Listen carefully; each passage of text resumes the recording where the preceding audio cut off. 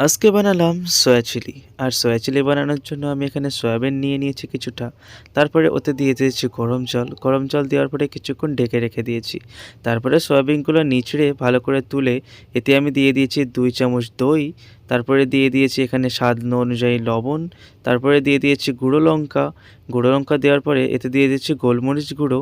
তারপরে দিয়ে দিয়েছি কিছুটা ময়দা ২ থেকে ৩ চামচ। তারপরে এতে দিয়েছি একটু কর্নফ্লাওয়ার। তারপরে এটা ভালো করে মিক্স করে ঠিক এমনভাবে মেখে নিয়েছি।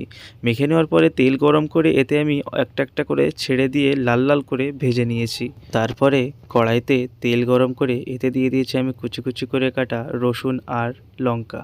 তারপরে পেঁয়াজ দিয়েছি, তারপরে শিমলা মির্চ দিয়ে দিয়েছি, গাজর দিয়ে দিয়েছি। দিয়ে কিছুক্ষণ নেড়েচেড়ে এতে আমি কিছুটা জল দিয়ে দিয়েছি। জল দেওয়ার পরে প্রথমে দিলাম ২ চামচ কেচাপ, তারপরে দিয়েছি ২ চামচ চিলি সস, ১ চামচ দিয়ে দিয়েছি গোলমরিচের গুঁড়ো আর ১ থেকে ২ চামচ দিয়ে দিয়েছি এতে সয়া সস।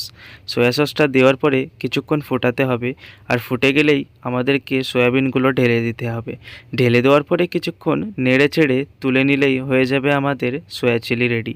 ভিডিওটা কেমন লাগলো কমেন্ট করতে ভুলো না কিন্তু।